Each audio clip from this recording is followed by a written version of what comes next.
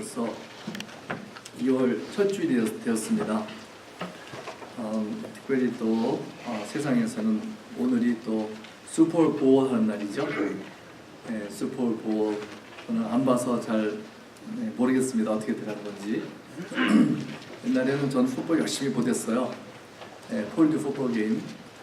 옛날에 특별히 주 브리즈가 할 때 그때도 많이 보댔고 그 후에도 몇 년 동안 보댔는데 집에 케이블을 끊어지니까 다 끊어졌어요 이제. 오늘은 이제 그 뉴 잉글랜드 페이트리어트 저 보스턴 쪽에 있는 팀 거기는 슈퍼볼에 여러 번 이겼죠.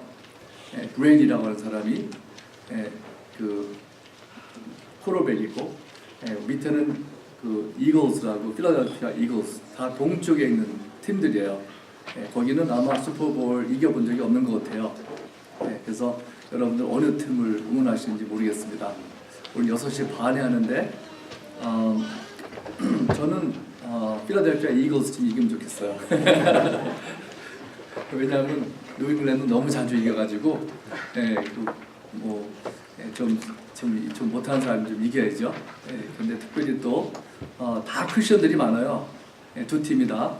근데 특별히 그 필라델피아 이글스의 팀은 아주 크리스천들이 더 드러나는 사람들이 많은 것 같아요. 그래서 거기서 막 그 어떤 사람들이 세례도 받고 그런다고 합니다. 그래서 같이 기도도 하고 그래서 오늘 여러분들 자유지만 저는 밑에 팀을 응원하겠습니다. 누가 이겨도 별로 상관이 없죠. 우리 인디애나폴리스가 하게 되면 당연히 그쪽을 들겠지만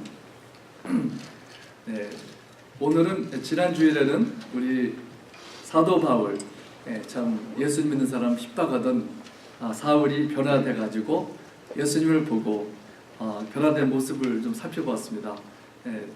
그걸 생각하면서 우리 그때 당시에 사울의 나이가 어떻게 되었을까, 사도 바울의 나이가 어떻게 되었을까 좀 궁금하죠. 사도 바울이 태어난 것은 보통 그 AD 6년 정도에 다시스에서 지금 말하면 터키에서 태어났다고 보통 역사가들이 말합니다. 예수님은 언제 태어나셨느냐 하면은 제로에 태어나셨어야 되는데 제로 열은 없어요. 근데 사실은 좀 더 계산해 보면은 4 BC 정도 그때 태어나셨다고 합니다. 그렇게 보면은 사도 바울이 예수님 태어나신 지 한 10년 있다가 태어난 것 같아요. 그 14살부터 24살 정도까지는 가말리엘 밑에서 공부하고 바리새인이 되었고 AD 33년부터 36년 사이에 예수님을 만난 것이 사건이 그때 있었습니다.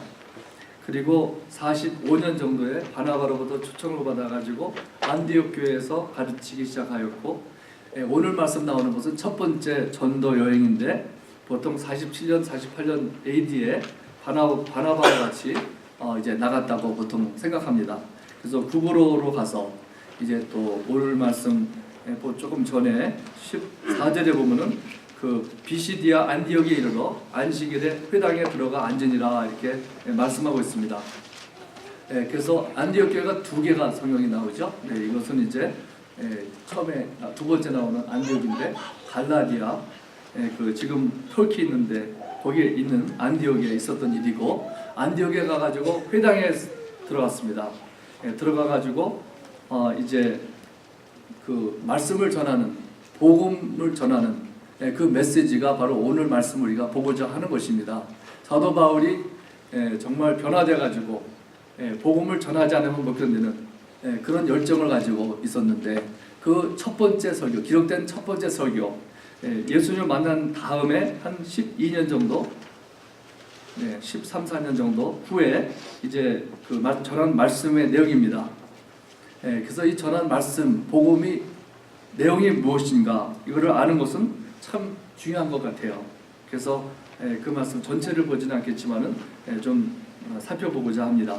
먼저 사도 바울의 이 메시지는 사도행전 2장에 나오는 베드로의 메시지와 비슷하고 7장에 나오는 스데반의 메시지하고 비슷합니다. 바울이 스데반이 설교할 때 거기서 듣고 있었습니다.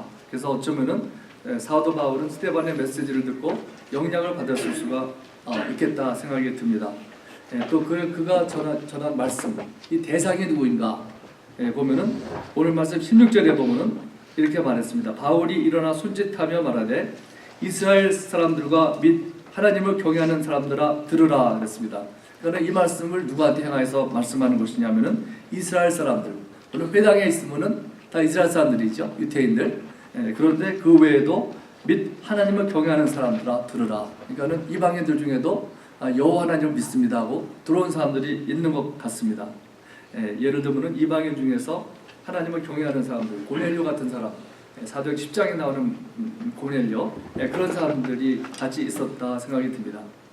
여기서 보면은 주로 그 말씀을 듣는 사람들이 유대인들이기 때문에 이스라엘의 역사부터 이렇게 좀 이렇게 시작하는 것을 볼 수가 있습니다. 또 구약의 말씀을 많이 코트하는 것을 볼 수가 있습니다. 왜냐하면은 유대인들은 구약 말씀을 하나님의 말씀으로 인정하고 받아들이는 사람들이기 때문에 요새도 우리가 그 유대인들에게 전도할 때는 예를 들면 이사야 53장 같은 말씀, 그런 말씀을 같이 보게 하는 것이 도움이 되겠죠. 우리가 그런데 이제 안 믿는 사람에게 성경 말씀에서 이렇게 말씀한다 이렇게 말씀한다 그러면 그 사람들이 뭐라 하냐면 so what 그럽니다. 그거는 당신들이 인정하는 것이 우리는 상관없다, 받아들이지 않는다고 하면은 의미가 별로 없어지죠. 그러나 유대인 이 사도 바울은 주로 지금 유대인들을 향한 말씀입니다. 그래서 그런 이스라엘 역사를 이렇게 시작합니다. 그래서 그 32절을 보면은 사도 바울은 이렇게 말합니다. 우리도 조상들에게 주신 약속을 너에게 전파하노니. 먼저 이 복음은 조상들에게 하나님께서 주신 약속을 전한다는 거예요. 갑자기 신약에 와가지고 복음을 받은 것이 아니라 조상들에게 벌써 그 말씀에서 예언되고 있다는 것을 말씀하고 있죠. 그리고 이번에 이 말씀을 보면서 좀 읽으면서 이렇게 딱 느껴지는 것이 있는데, 새벽기도 이제 말씀드렸지만은 한 가지 다 이게 드러나는 게 무엇인가 하면은 바로 역사의 주인은 하나님이시라는 것을 여기서 볼 수밖에 없습니다.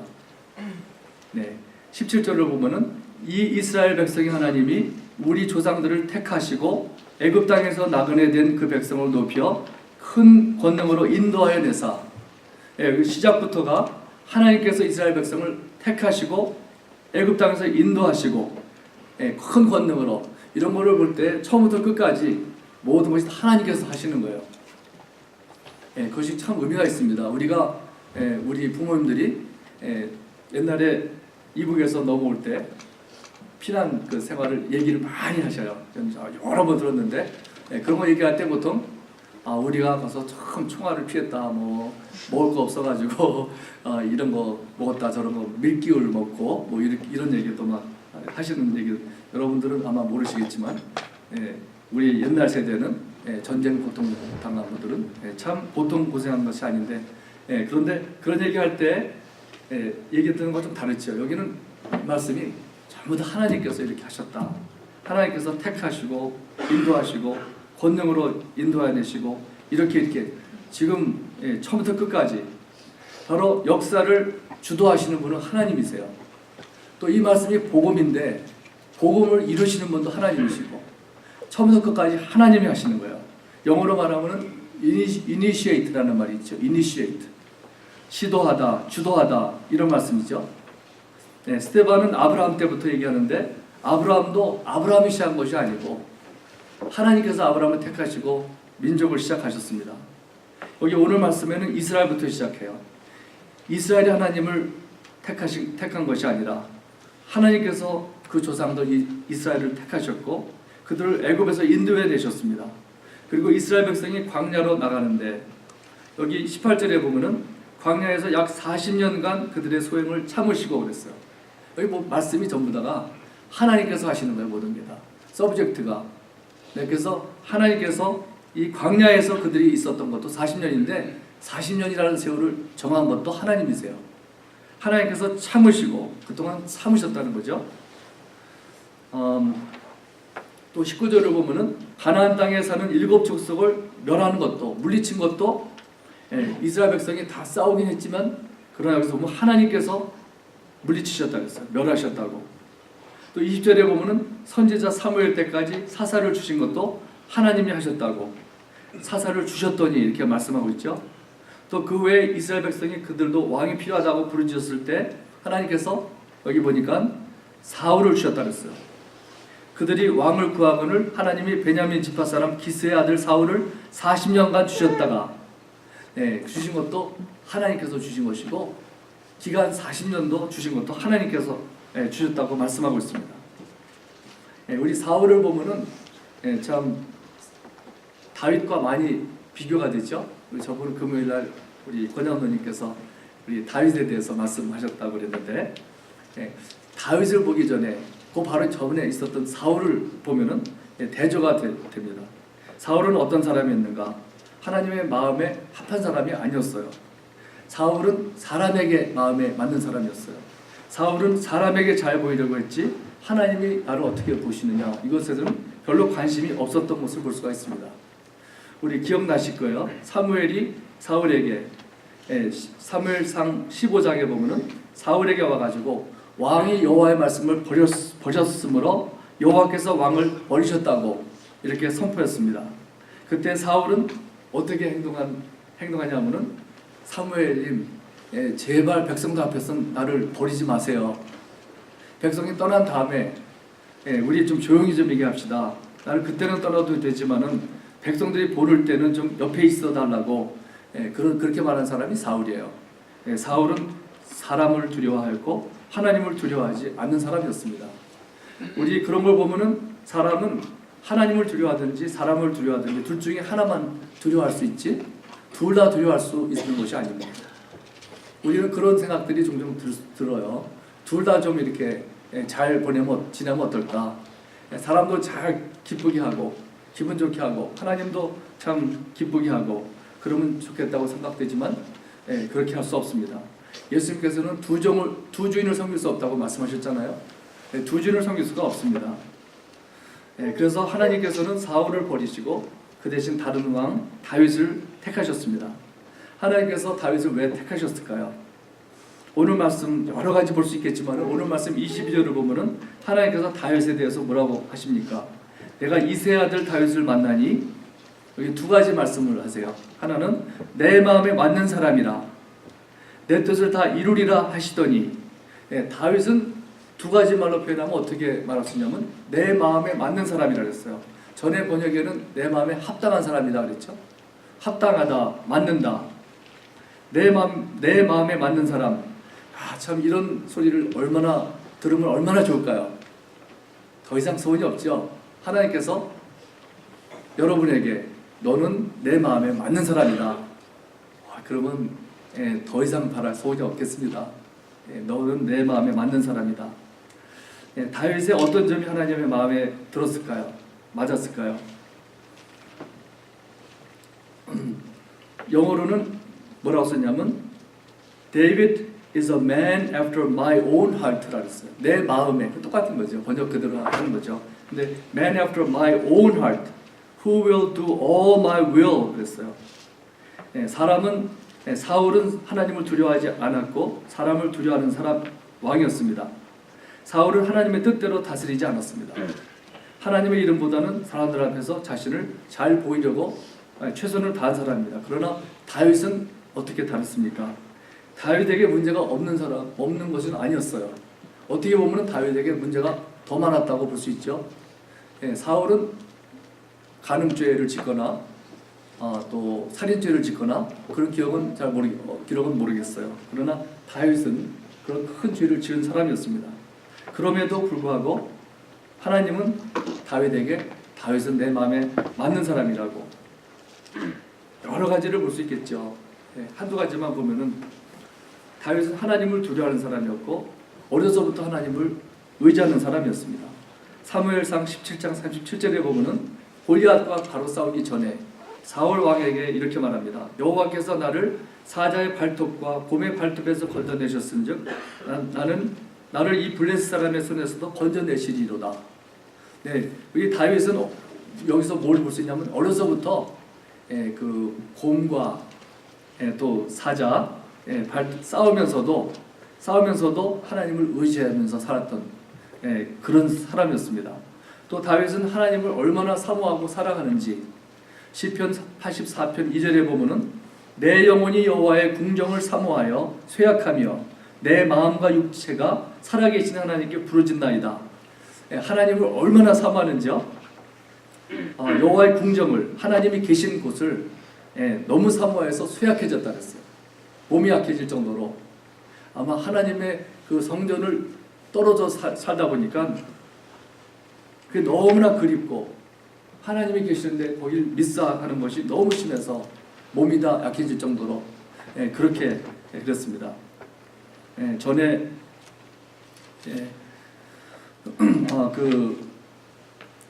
그런 거를 생각해 볼 때 우리 인간적으로도 참 누구를 너무 사랑하면 그렇게 될 수 있죠. 그런 거 가르쳐서 상사병이라고 그러는데 상사병이 증세가 뭔지 아세요? 온몸에서 열이 나고 머리가 너무 무거워지고 주변 일이 잡히지 않고 무기력해지고 얼굴까지 화끈거리고 머리가 아프고 이유가 없이 몸 어딘가에서 통증이 느껴진다 그랬어요.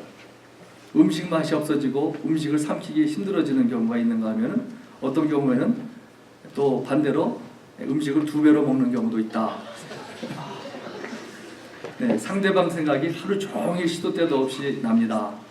몇 개월이고 몇 년이고 그 사람이 나에게 해줬던 어떤 행동이나 말들이 생각나며 지워지지 않고 자꾸 꺼내보고 병적으로 집착하게 됩니다. 그리고 계속되면 죽을 수도 있습니다. 치료의 방법이 중요하죠. 치료의 방법에는 어떤 것들이 있을까요? 그 사람을 만나게 해주는 것이 가장 좋겠지만 그것이 불가능하다면 누군가에게 자신의 속을 시원히 털어놓는 것이 가장 좋은 방법입니다. 또 상대가 생각나지 않게 정신없이 만들어 주의를 분산하는 게 좋은 방법입니다. 인터넷에서 한번 봤어요.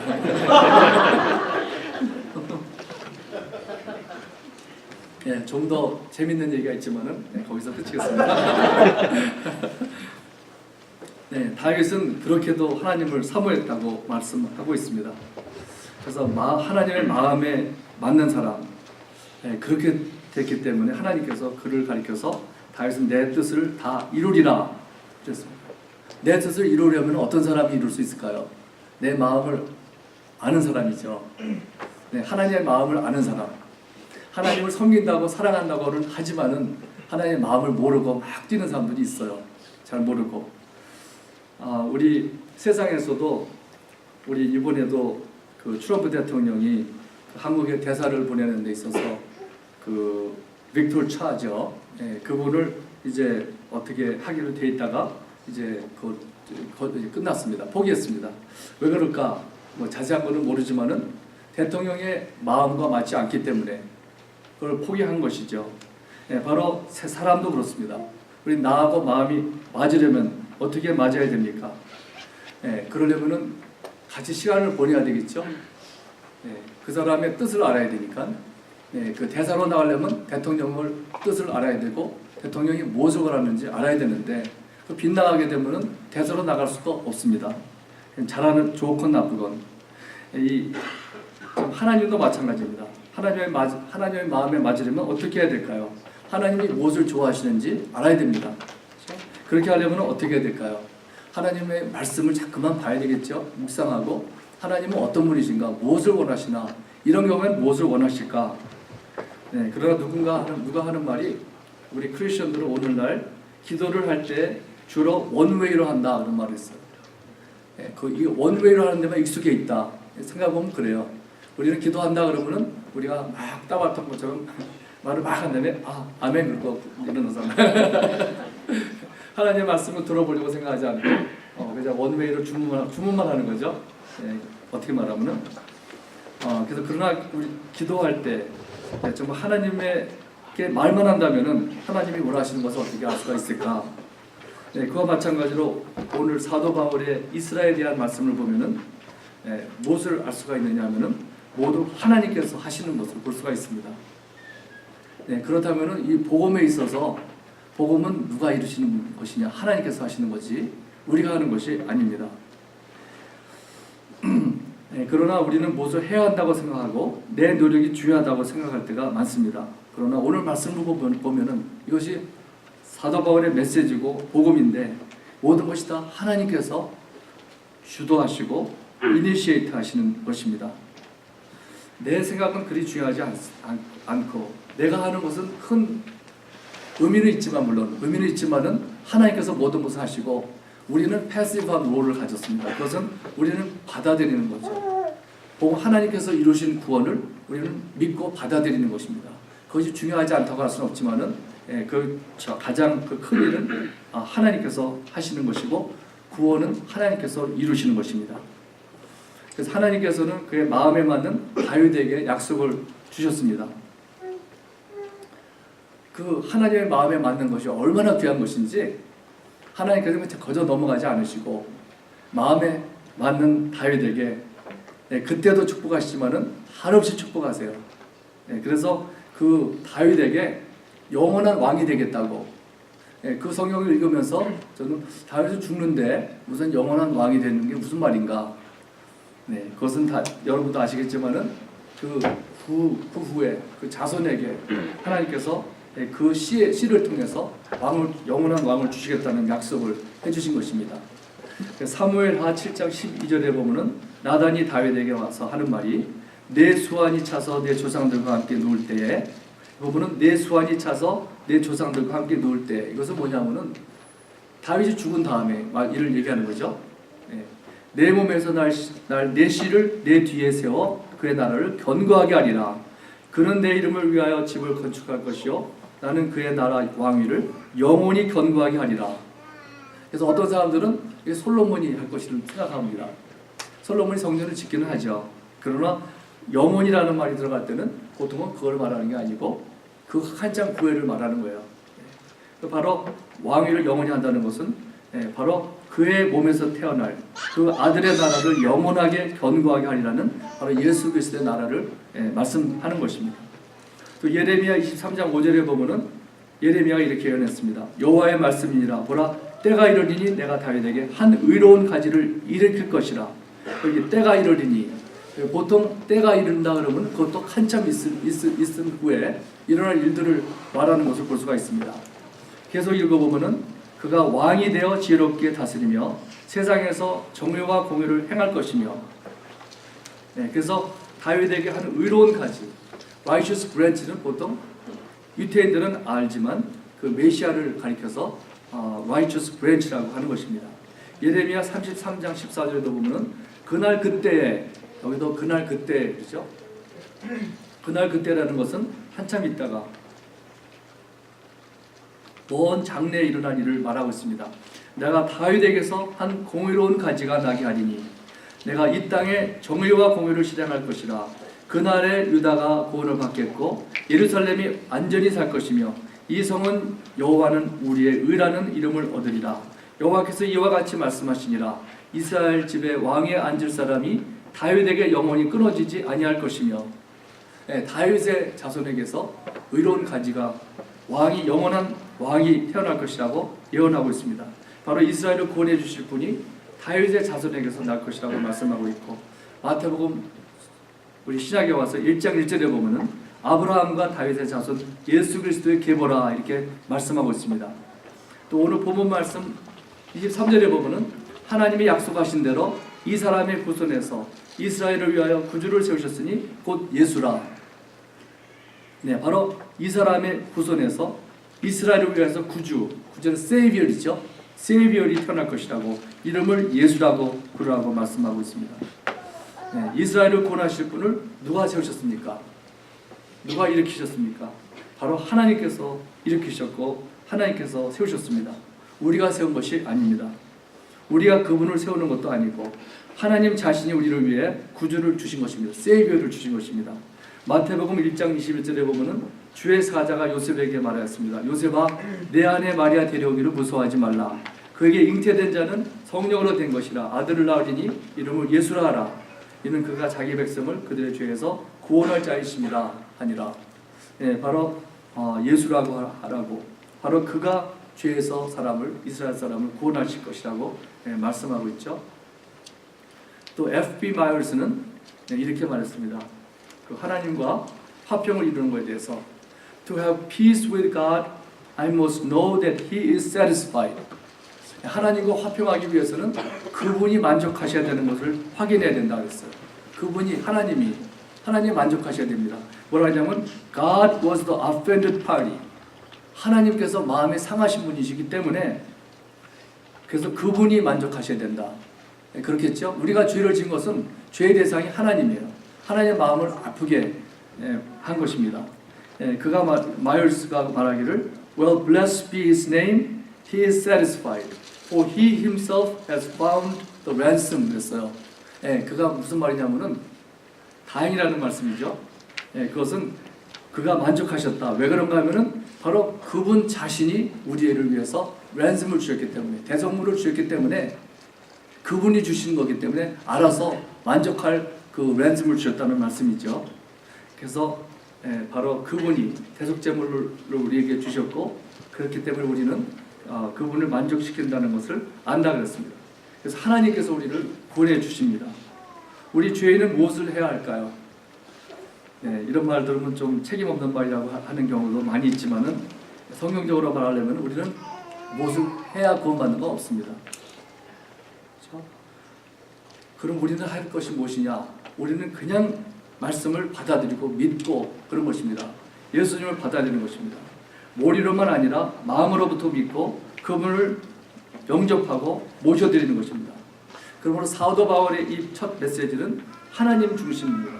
하나님께서 모든 것을 하시고 시도하시고 이루십니다. 그래서 복음은 하나님께서 우리를 위해서 예수님을 보내셔서 우리를 위해 죽으신 것이고 우리는 그를 믿고 받아들이는 것입니다. 받아들이게 되면은 우리의 삶이 변하게 돼 있죠. 그러나 사람이 변화가 전혀 없다면은 진짜 받아들인 게 아니고 하나님과 관계가 이루어진 것은 아니라고 볼 수가 있습니다. 그러므로 사도 바울의 메시지는 그리스도 중심입니다. 그걸 가리켜서 크리스토 센트릭이라는 말을 쓰죠. 크리스토 센트릭, 그리스도 중심적인 것이랍니다. 그리고 오늘의 메시지를 보면은 또 무엇을 볼 수가 있느냐? 그게 바로 그리스도 중심인 메시지예요. 보세요, 하나하나 전체가 다 예수 그리스도께로 이렇게 향하고 있어요. 25절도 보면서 세례 요한에 대해서도 뭐라 하냐면 나는 그리스도가 아니라 내 뒤에 오시는 이가 있으니 나는 그 발의 신발끈을 풀기도 감당하지 못하리라. 여기 오늘 말씀 보니까 그런 말씀이 있는데 세례 요한을 언급하는 이유도 뭐냐면은 그가 중심이 아니라 그 세례 요한도 바로 예수님의 길을 준비하러 주님의 길을 준비하러 온 사람이라는 것입니다. 그 때문에 그 포커스가 모두가 예수 그리스도시죠. 예수님을 믿으면 구원을 받고 안 믿으면 이미 심판을 받은 것이라고 요한복음에 말씀하고 있습니다.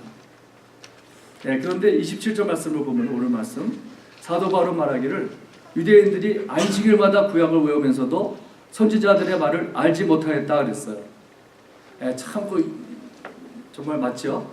우리 저희 부모님들이 수년 전에 이스라엘에 갔다 오셨는데 우리에게 하시는 말씀 한 가지가 뭐라 하시냐면은 4시 반이 되니까 저희 어머니가 그러시는 거예요. 새벽 4시 반이 되니까 막 시끄럽더래요.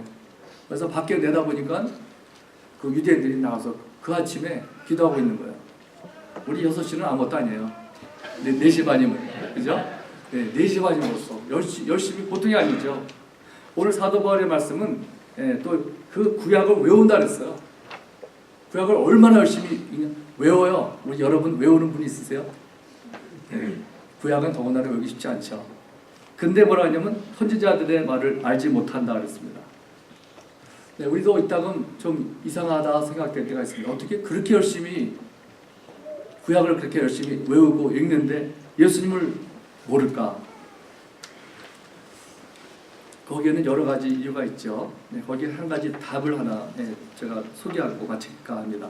우리 며칠 전에 그 라디오를 들었는데 데럴 존슨이라는 목사님이 나왔어요. 그래서 그 헤이븐 미니스트리에서 나왔던 것인데 요한복음을 쭉 이렇게 며칠 동안 요새 공부했던 것 같아요. 한 달 정도. 근데 그분이 하는 말이 그런 요한복음을 읽으면 예수님을 만날 수 있는 길이 아주 좋은 길이라고 그렇게 말했어요. 그러면서 그는 이렇게 읽으라 했습니다. 그러고 보면 우리가 여러분들이 만약에 안 믿는 누가 어디를 읽으면 좋을까 하면은 요한복음이 참 좋은 것 같아요. 왜냐하면 쉽고 또 유태인들보다도 모든 사람에게 한 말이고 그 구약을 많이 인용하지 않는 듯하고 또 무엇보다도 예수님 중심적이고 예수님에 대해서 많이 말씀을 많이 하고 있습니다. 그래서 빨간 글이 예수님이 말씀하신 거잖아요. 그런데 아마 확실히 모르겠는데 빨간 글이 제일 많은 데가 요한복음일 것 같아요. 제가 생각하기로는. 하여튼 그런데 이분이 뭐라 하냐면은 read at your own pace 그랬어요. 요한복음 읽을 때 막 급하게 빨리 읽으라 그러지 말고 천천히 당신이 편안한 속도로 읽으세요. 그리고 어느 정도 섹션을 읽은 다음에는 예수님께서 자신이 누구라고 하는지 물어보라 그랬습니다. 예수님이 자신에 대해서 나는 누구라고 하느냐 이거를 보라는 것입니다. 그리고 그게 만약에 그분의 말이 사실이라면 나는 어떻게 살아야 하나 그 결과는 컨세퀀스가 무엇인가 물으라 그랬습니다. 그래서 그렇게 쫙 진실한 마음으로 읽고 나면은 21장까지 읽고 나면은 여러분도 도마와 같이 나의 주님이시여 나의 하나님이시니라 고백하게 될 것이다 그랬습니다. 참 그러고 보면은 예수님을 알려면 바로 복음은 예수님이거든. 예수님 받아들이면 영생이 있고 받아들이지 않으면은 심판이 있다고 그랬기 때문에 그래서 예수님에 대해서 보라고 하는 거죠. 한 가지 예는 그분이 오늘 교회에서 목회를 하고 있는데 몇 사람이 자기의 메시지를 되게 싫어하더래요. 그래서 왜 싫어하는가 이제 그랬더니 너무 예수님에 대해서 얘기를 많이 한다는 거예요. 그래서 이단이라 그러더래요. 그래서 참 이단이라는 말을 들어봤어도 그것 때문에 이단이라는 말을 처음 들었다 그러면서 아니 예수님에 대해서 너무 얘기한다고. 그래가지고 한 여자분이 특별히 있는데 막 그냥 지공하면서 막 그러더래요. 그래가지고서는 여기서 얘기할 때는 아니니까 다음 주에 한번 찾아올 수 있겠냐고 그래가지고 찾아왔습니다. 찾아와가지고 이런저런 얘기를 이제 다 이렇게 했는 다음에 목사님이 그에게 이렇게 물어봤습니다. 한 가지 우리가 많이 얘기해서 이게 많이 결론 내린 건 없는데 이렇게 해볼 수 있겠냐고 당신이 앞으로 요한복음을 읽는데 이렇게 기도하면서 읽으세요. Jesus, if you are who you say you are, make yourself real to me. 예수님께서 만약에 당신에 대해서 주장하는 것이 옳다면은 그러면 당신 나에게 좀 나타내 달라고. 그래서 그렇게 그걸 할 수 있겠다고 해서 나갔는데 그래서는 2주 후에 다시 찾아와서 하는 말이 나는 거듭나는 것이 뭔지는 모르겠지만은 나는 이제 그가 자신이 누구시라고 하는 것은 모두 믿겠다고 하면서 간증을 하였다고 합니다. 그리고 그 후에 그는 다른 사람들에게 예수님에 대해서 전도를 하기 시작하는데 교회가 부흥이 일어났대요. 그로 인해서 참 그래서 우리에게 좋은 우리 전도하는 방법도 될 것 같고 우리를 위해서도 그렇게 하는 게 참 좋겠다 생각이 들고 오늘 말씀 생각해 보면서 이 복음은 하나님께서 이루신 것이고 하나님께서 처음부터 끝까지 하시는 것입니다. 복음은 예수님에 대한 말씀입니다. 바로 예수님이 구원자이시고 우리가 중요한 것은 아닙니다. 포커스는 초점은 우리에게 있을 것이 아니라 바로 예수님에게 우리 성경은 맞추고 있습니다. 우리 자신은 우리 자신의 초점을 맞추면은 결과가 뭐냐면 실망, 절망밖에 없어요. 바로 우리는 초점을 우리에게 맞추면 안 됩니다. 바로 예수님에게 하나님께서 모든 것을 하시는 것이고 우리의 역할은 받아들이는 것이고 순종하는 것입니다. 다 같이 기도하겠습니다. 하나님 감사합니다. 우리가 죄인이 되어서 힘도 없고 죽을 수밖에 없었던 심판을 면할 수 있는 방법이 없었지만 하나님께서 우리를 긍휼히 여겨주셔서 그 아들 예수 그리스도를 이 땅에 보내주시고 그를 믿는 자마다 영접하는 자마다 하나님의 자녀가 되는 권세를 주셨다고 말씀하셨습니다. 아버지 하나님 이 복음 참 모든 것이 하나님께서 이루신다는 것을 우리가 알게 해주시고 우리의 항상 초점이 주님께로 향할 수 있는 저희들이 되어서 우리가 항상 삶에서 구원받고 승리하는 우리가 되게 해주시옵소서. 예수님의 이름으로 기도드립니다. 아멘.